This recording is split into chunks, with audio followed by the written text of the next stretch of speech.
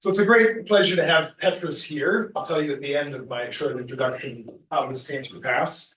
But Dr. Swissler received his Bachelor of Science in Mechanical Engineering from Rose-Hulman Institute of Technology in 2012. If you don't know Rose-Hulman, maybe you've heard of Harvey Mudd in the US. These are fabulous undergraduate-only institutions that have great professors doing great things, and then, as is often the case, their students go on to do graduate school somewhere else because they can't stay.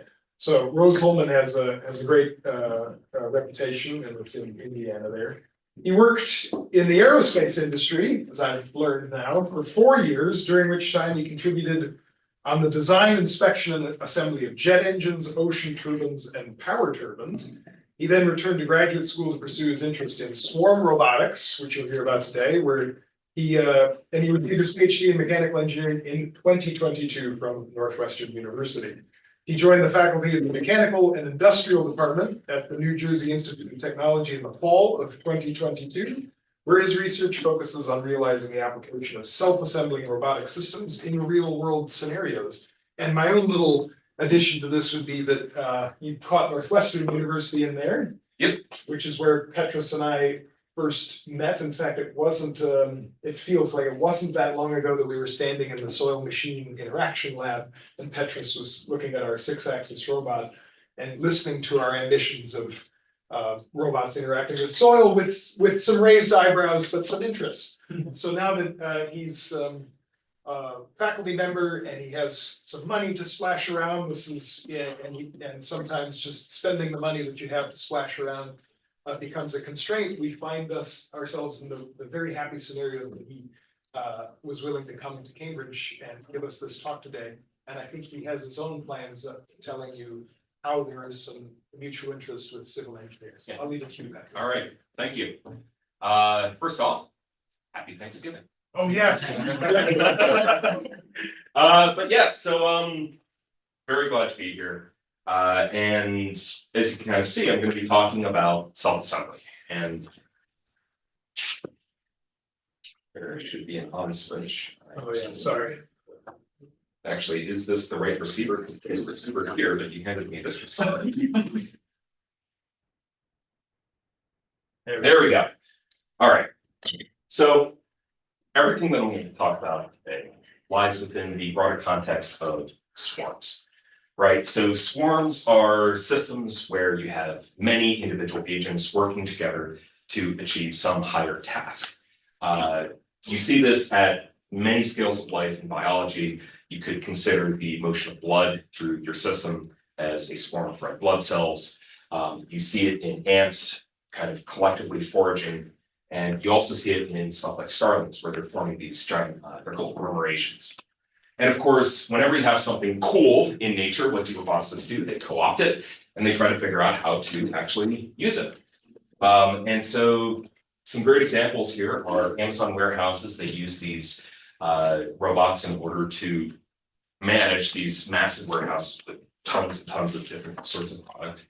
But you also have more research platforms such as the Kilobot, which is 1,000 robots that is able to really just talk to neighbors and move around, and they're able to use those very limited capabilities to form shapes. But the swarm behavior that I find the most interesting, and really the topic that I'm going to be talking most about, is called self-assembly. Self-assembly is a set of behaviors in which you have many individual agents joining their bodies to form structures. If anyone here has seen Big Hero 6, yes, exactly like that movie. I went to Panama in spring 2022, right at the end of my PhD, and I took these pictures. So these are army ants, and this is probably about 100,000 ants forming a nest of their own bodies. You kind of imagine it being about this size. But they don't just form these bivouacs. They also form bridges. This is probably 100 or so ants forming a shortcut across two branches. And so there's a huge amount of adaptability here. And really it's it enables these organisms to be highly adaptable to their environment, kind of on demand. And they're not really planning these structures. It's more these structures emerge through the interactions between the individual agents, right? And in robotics, it's very common to have, a very centralized controller where, you have some server that's saying, hey, form these shapes. There are not servers for ants. That the ants are doing this kind of through their own innate decision-making process. And when I look at this, right, I said I was in the aerospace industry, and so I view most things through the lens of manufacturing, right? And I view self-assembly as an assembly process. And if you're thinking about assembly and manufacturing, there's a lot of very unique parallels, right? The material is the robots, right? And unlike steel, robots can think, they can sense. And you have massive control over the material properties of this robot material. And I didn't change the colors, but the algorithms are analogous to manufacturing processes, right? Manufacturing processes are how something goes from material to product. And the self-assembling algorithms are essentially the same thing. It's how you go from the robots to this robotic structure. And then finally, design production. This is really where I think things are most exciting, most interesting. If you think about the typical manufacturing process, you have a designer. The designer goes through, does some analysis and spits out a design, hands that off to the manufacturer. Manufacturer will go, they will cut the material to spec. If the material consents, if the algorithms are adaptable, you're actually able to merge these two and have this robotic system reason about what the structure should look like as it's being built, right? And that to me is super cool, super fascinating, and it's something that you can't do with typical manufacturing processes, right? And so it's something that I find super interesting, and of course, other roboticists have found it interesting as well.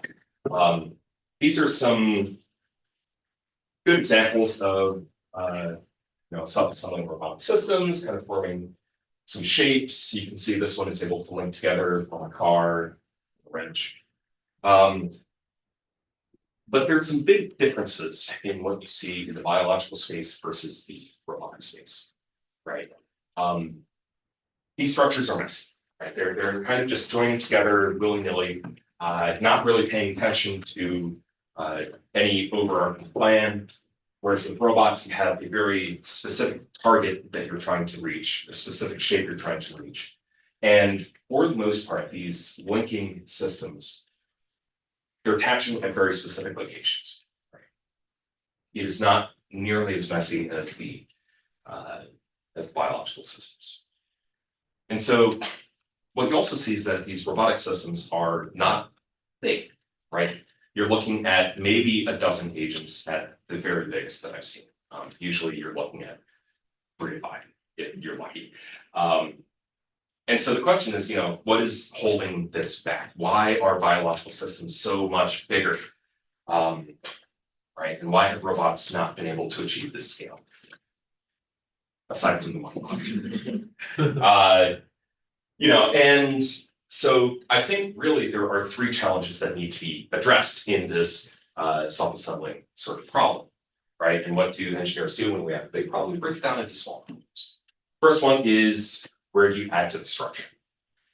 Second, how do you get there? How do you move material to the location where it needs to go? And finally, how do you attach that material, those robots, to others?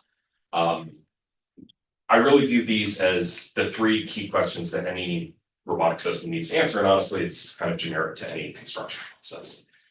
But the danger that you need to avoid is just saying, oh, we're going to make robot ants, and therefore they'll be able to link together, right? There's biomimicry and there's bioinspiration, right? The what versus the why. And so just kind of keeping that in mind, I'm not going to be making ant-shaped robots, right? I'm going to be making robots that try to mimic the sort of messy, arbitrary connections that ants are able to form.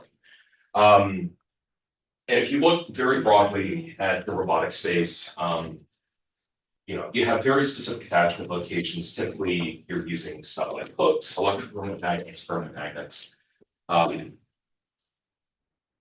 But the way that these attachment mechanisms interface is extremely important in the context of what sort of structures you form, right? And the kind of baseline example that I like to give is that if I have a robot that can attach in the front and in the back, there's only one sort of structure that's going to form, right?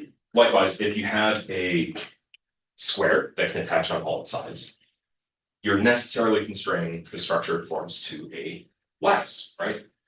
If you can attach anywhere, obviously you have a lot more flexibility on sort of structures that. The reason that this is so important, right? We are talking about messy systems in the real world, operating in environments where you cannot guarantee that everything's going to be perfectly open, right? Maybe you have tolerance stack, maybe stuff is sagging under gravity. If you're trying to build from two sides at once, are you really sure that you're going to be able to align those things across a distance?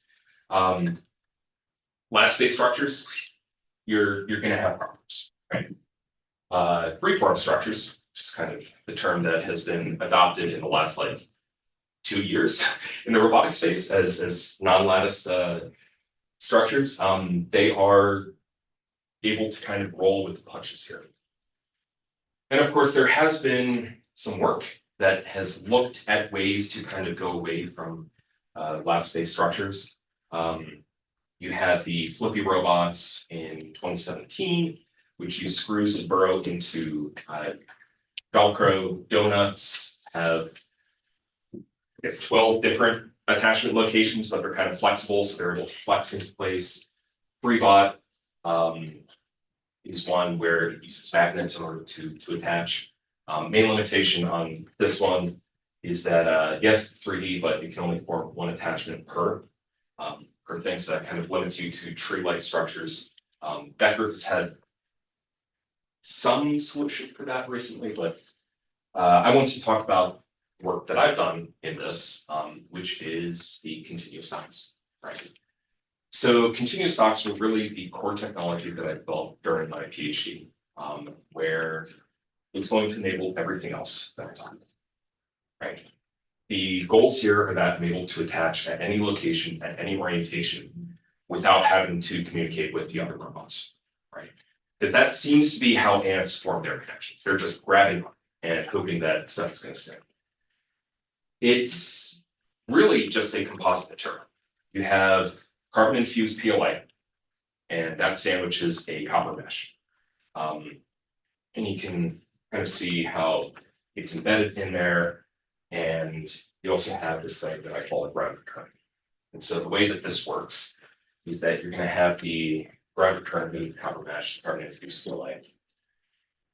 And you're going to energize that copper mesh to 30 volts or whatever, relative to that ground return loop. And so as that hoop sweeps down, what you're going to see is that electricity is going to flow primarily along that copper mesh, right?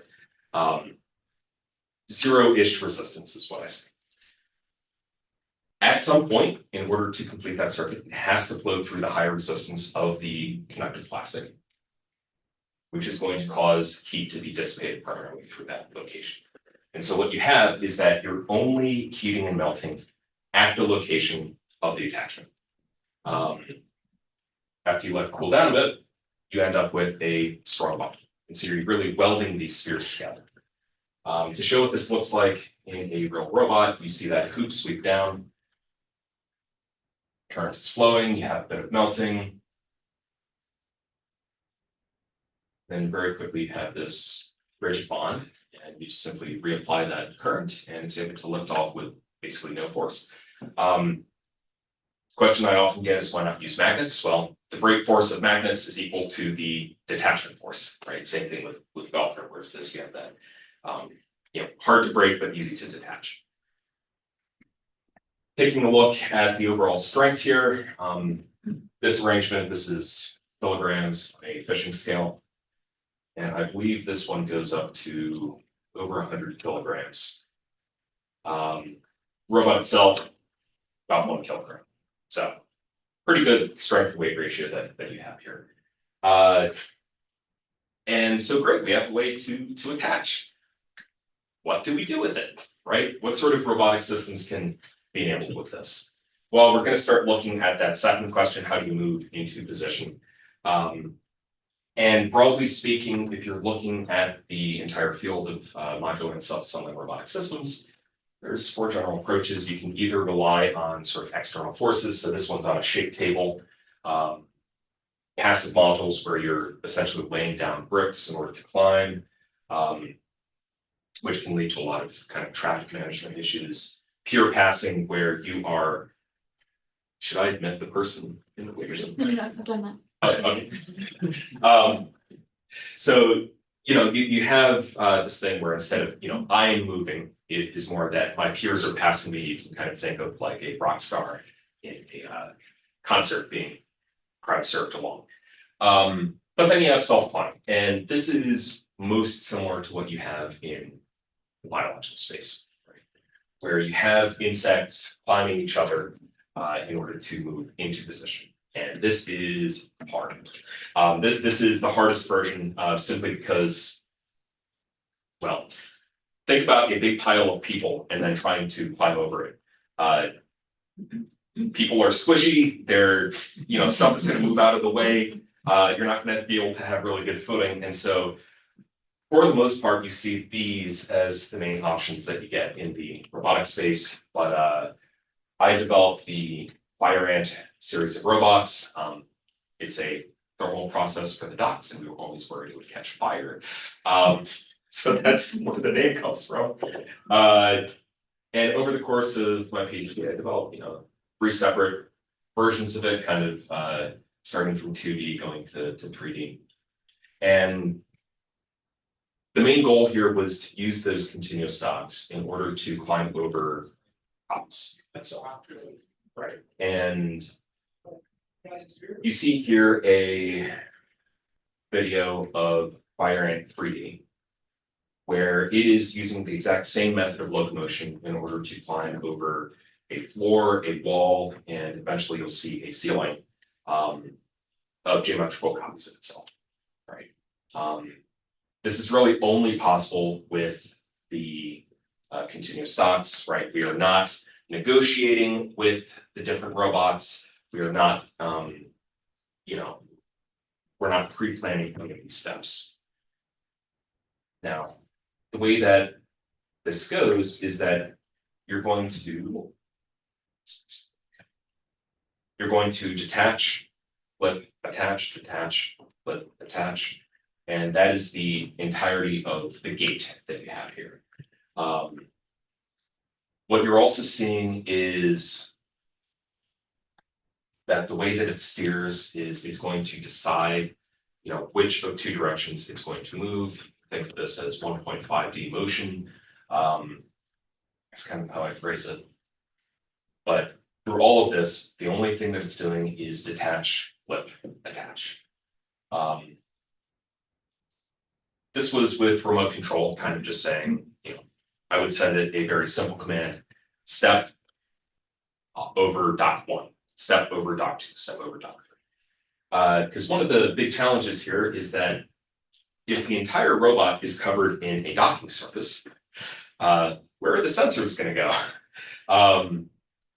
And that was really the main focus of Fire Ant version 3. These panels here are other docks, just in a different shape, kind of showing the very large amount of flexibility you have over the geometry of these docks. And in this case, it's going to do some phototaxis, right? So phototaxis, movement towards light. It has just a few sensors under these shields. And if you notice, we have gone from 100 times speed up to 5 times speed up. So this is 20 times better. And this was really the last thing that I worked on during my PhD.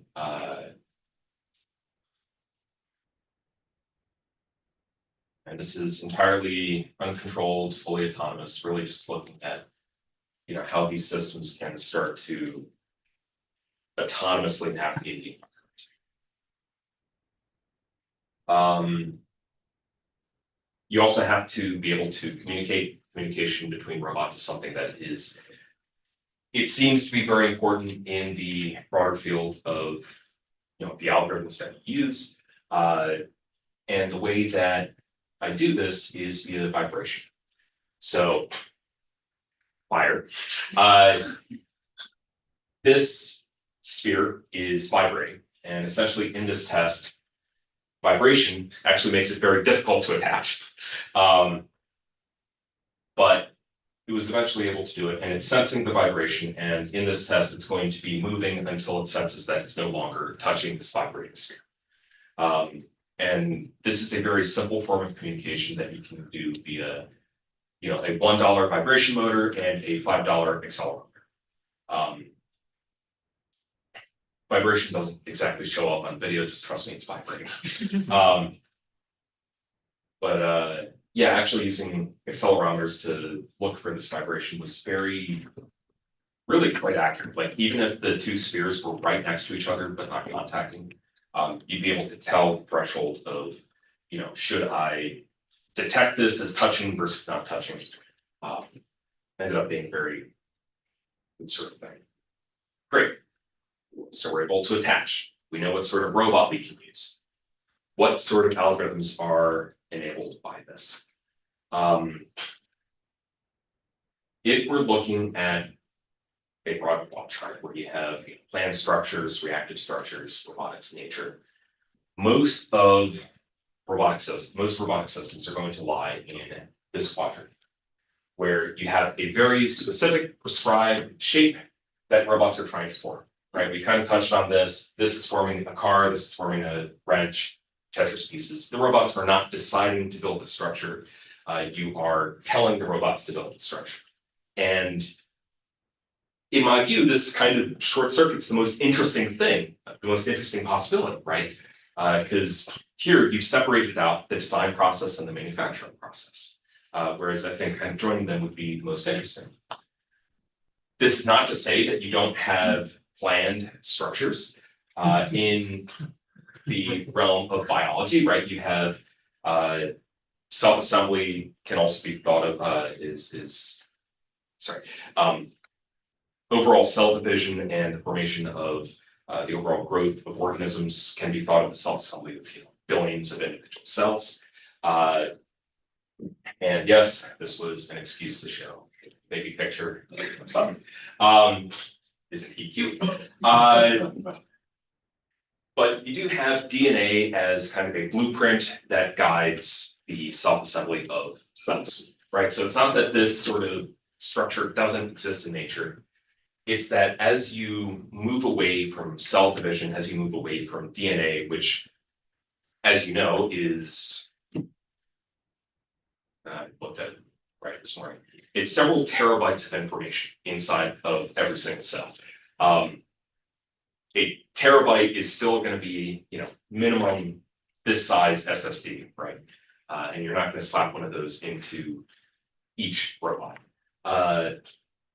Instead, what you tend to see is that stuff is reactive, right? It is not building a planned structure. It is rather that the structure emerges from the scenario of the environment. And in the robotic sphere, prior to the work that I'm about to show, and really still now, the groups that did these two algorithms are the only ones that have looked at it, other than the stuff that I'm going to show. And as you can see, those are 2D, and I want to move to 3D.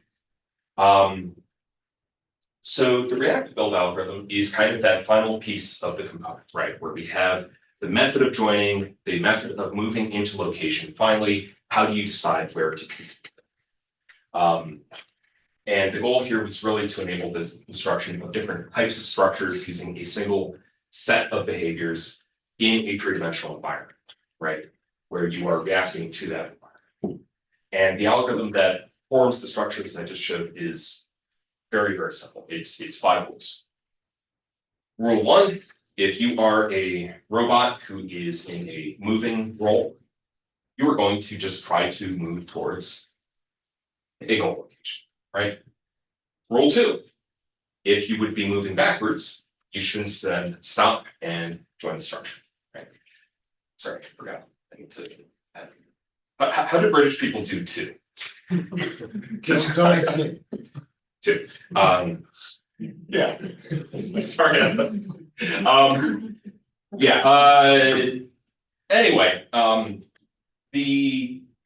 you should stop and join the structure. Now, let's say that this causes an increase in the overall structural stresses of the structure. Well, at this point, if you sense a high stress, if you sense forces within yourself that is pretty high, you should output a recruitment value for measured force relative to some threshold force, right? And we won't go into the functions of the paper, but every single robot is outputting one of these structural forces, one of these recruitment signals. Just by default, it is 0. And what you're going to have is that if you have a high force and you have this recruitment value, you're going to propagate and decrement this recruitment signal until you have a radius of recruitment. And so when another robot is moving, it's going to say, oh, I am being recruited, and I'm going to stop and join the structure. The natural progression is that if the structural forces are reduced, you're going to have a natural shrinking of that recruitment zone. And so the real question that you have is, can you use these in-robot measurements to control the overall connection stresses present in the structure?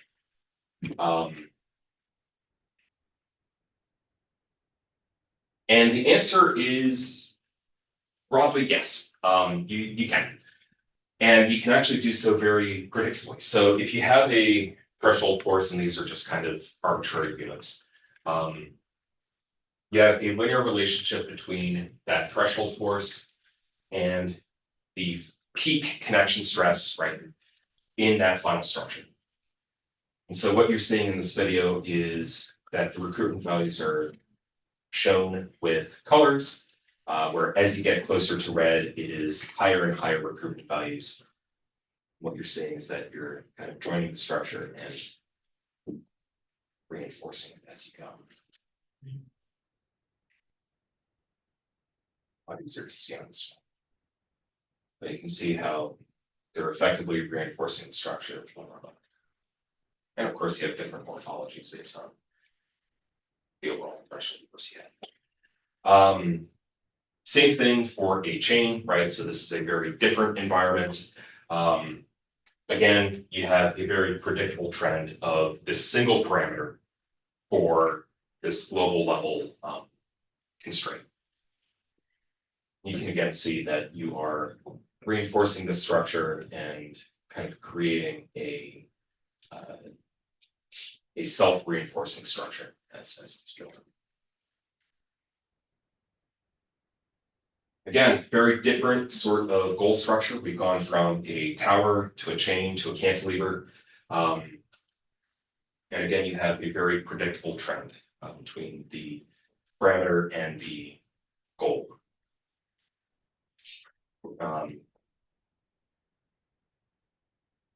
Overall, really the results that you see here are that cantilevers do exhibit a slightly higher stress. They are slightly more challenging structures.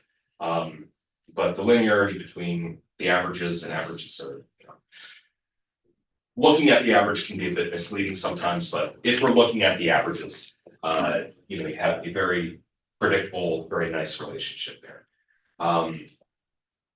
And so it's cool, right? So we have one parameter, we're able to control the overall growth of the structure in a way that we ensure that as it's self-assembling, you are maintaining structural integrity throughout that.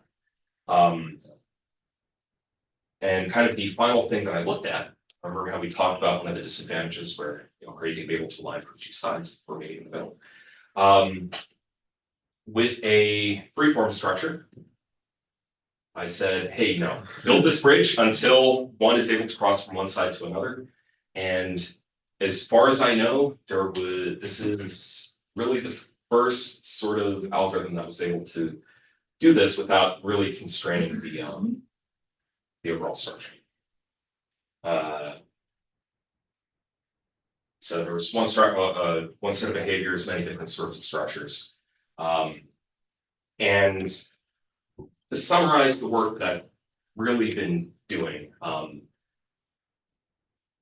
looked at the way that insects are attaching to each other, the way that the insects move into location, the way that they build these structures. And so really over the course of my PhD work and continuing on into my current work, I've been really just iterating and kind of advancing this overall concept of bringing the robotic sphere closer to the methods and the overall capabilities of the biological sphere. But robots are not insects, right? And there are some very big differences that I think are overlooked a lot of times when you're talking about bioinspiration. And really the big one is that who are these structures made for? Insects build structures for insects. Robots build structures for humans, right? It is easy to put Wi-Fi into a robot. You can't put Wi-Fi into an ant. And so you don't want to necessarily constrain yourself into the capabilities of insects because by and large, insects are very stupid and have limited ambition.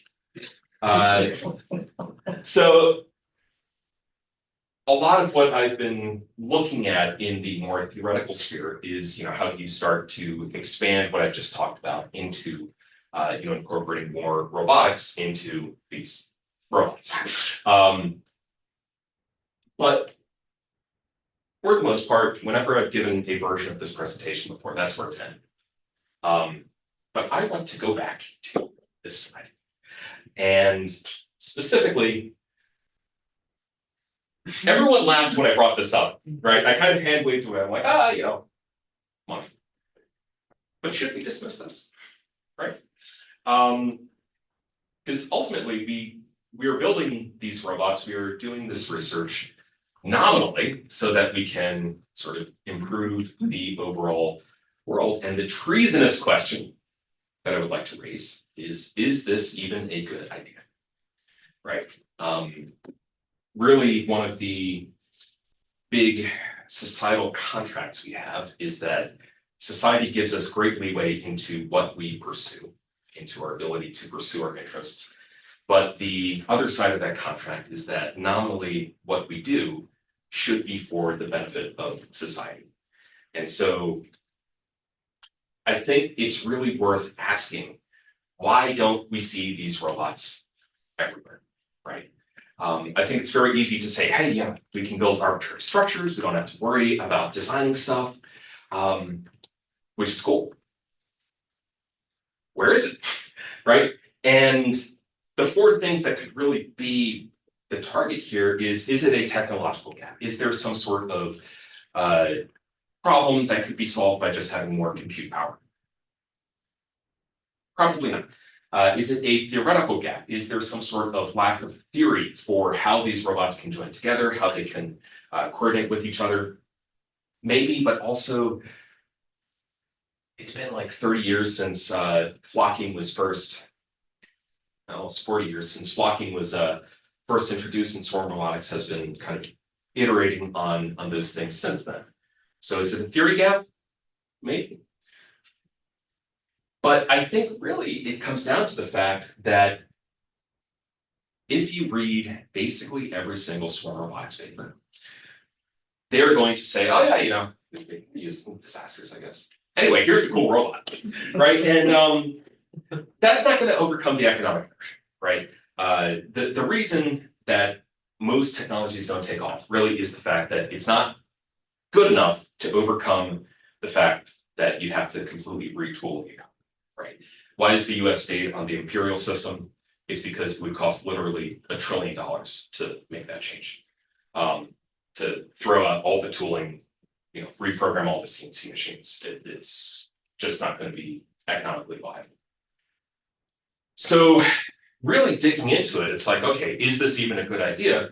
Going to biology again, one of the sort of things that you can say is that if something is a good idea, it will emerge multiple times, right? You will have this convergent evolution across multiple different species, right?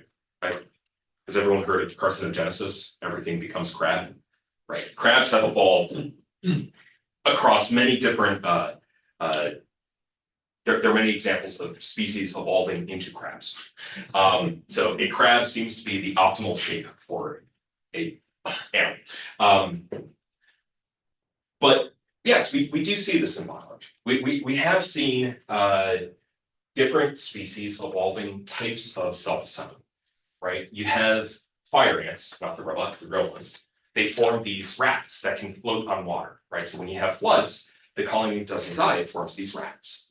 Army ants, right? We already saw some of the very cool, very diverse sets of structures they're able to build. Daddy longlegs, right? Those spiders, this is a curtain of daddy longlegs where they've kind of grabbed onto the other side of this bridge, and they're using their legs as kind of an insulating layer to retain moisture, to retain heat. Penguins, right? They're not attaching to each other per se, but they are really coming together very similarly to what you would expect in self-assembly in order to retain heat. And of course, corals are building off of the corpses of their parents, right? In order to form coral reefs. And in each case, really what you are looking at is that they're making the environment more suited to themselves, right? You are surviving floods, you are creating a habitat, you are retaining heat. And this is something that you see a lot in different sorts of animals, right? You see nest building, where beavers form these giant dams, which if you're ever canoeing up in Canada and you come across a beaver dam, now you gotta go out with the canoe, get your feet wet. Sometimes there's this one river where there were like 30 beaver dams, like 2 miles. It was miserable. But the main constraint here is that you need materials, right? You need materials, you need time in order to build these structures. And I think that is really what we need to be asking. What are those applications that require some change to the environment without requiring a lot of investment, right? And I think those are the two things that cause self-assembly to form, right? The penguins cannot form nests because Antarctica does not have trees. The corals, right, they can't move stuff into position to form these habitats. They are forming themselves out of their own bodies. The bridges that army ants form, they are on demand, and really they form for about 20 minutes and then they disperse. And so what this kind of comes into is that I recently got the opportunity to take part in the NSF Convergence Accelerator program. So this is National Science Foundation. They have kind of realized that it's taking 50 years for technologies to go from lab to the real world. And they want to accelerate that. And so really what they have been doing is they've started this Convergence Accelerator program where they are focusing on convergent and translational research, right? Bringing together many different disciplines into a single project and bringing together industry and academia. And so as part of this, I have been going out. I have been interviewing firefighters. I've been interviewing offices of emergency management and looking at the applications that could actually be useful.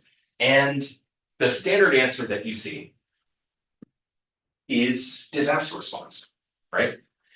And this is not to say that I'm not dismissing disaster response as an application, because you can do some real good here, right? You need on-demand structures. You can't spend a lot of time investing into these temporary structures, but they need to happen quickly. And you need to modify that environment into something more conducive to the disaster response effort, right? This is the Surfside condominium collapse. Talked to some first responders who helped with that. In order to move rubble out of there, right, you couldn't move an excavator down there. You had to do a bucket brigade, just hundreds of firefighters for hours at a time, take the rubble, give it to the next person, over and over and over. Hurricane Helene, recently in the US. Expected total damage done is, I believe, $750 billion is the total economic impact there, which is roughly the same as the US government spent on the entire war in Vietnam in a single storm. If you reduce this by a few percentage points, that's billions of dollars that you're able to save, right? So it seems like a really great sort of application. Great, we've solved the answer. Business case. Oh, this is not great because it's inconsistent, right? If you are forming a business where you are responding to earthquakes, right, where you are, forming these structures that can reinforce structures after an earthquake. Earthquakes happen all the time, but the big ones only happen once every year in different parts of the globe. So that's not going to be a great thing. And also, when you're going into these disaster environments, if you tell a firefighter, hey, here's an experimental technology, do you want to use it? They're like, no, no, I don't trust it, right? So there's zero allowance for any sort of risk there, right? Because ultimately, it's not just about, helping the recovery, it's about keeping the workers safe. And then the other aspect that I didn't think about at all, municipalities are very risk averse in their purchase. They get they get $10 million every 5 years to buy something. And if they buy the wrong thing, they're stuck with it for the next 5 years. So, they're not going to be great, but something that we found is that a lot of what you do in disaster response and a lot of what you do in construction is very closely linked. And so now we get to the actual meshing of robotics and civil engineering, right? Because ultimately you are really just moving material. And this was the report that he said to look at, where you have a recognized need, where construction is lagging in terms of productivity. This bump that you see here is literally just China. And this is in contrast to manufacturing, which has basically doubled in overall productivity. Now, obviously, McKinsey, they will write a report that says whatever you want. So taking it with a grain of salt, but the data is at least there to form that story. And if you look at manufacturing, right, that thing that has exploded twice as productive, has anyone here heard of Taiichi Ohno? No. He developed the overall Toyota production system. Oh, yes. And really what he pointed out was like, hey, you're spending all this time moving parts from one place to another. In construction, that's where a lot of the work is just moving stuff from one place to another. And he basically identified that as one of the biggest sources of wasted effort in manufacturing. It would be great to have a conveyor system like you have in factories, put that into some sort of vertical construction scenario. But these cost millions of dollars to deploy, right? And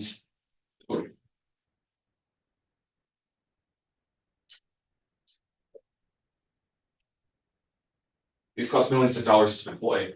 And so now we found really a scenario where we need to change the environment, but we don't want to make a huge investment, right? A huge permanent investment. And so a lot of my current work is really taking the high-tech automation you find in warehouses and manufacturing facilities and applying that to the messy outdoor environments of construction and disaster response. And I would love to show you all the cool videos that I have, but because it's unpublished work and this is going to YouTube, I'm not going to. So I'm just going to really leave you with the improvement in response that I got from first responders, which is that if it works and is better than what I have now, I'll use it. And this is just generically true. People are not going to use new technologies, no matter how cool, if it is not better, significantly better than what they have now. And that's really the inertia that I think roboticists, that all researchers have to really keep in mind in there. So finish off, I just want to thank my lab there, PhD students and postdoc. Of course, thank the National Science Foundation for those awards, as well as the institutional funding provided by the JET Western. So thank you very much for listening and open questions.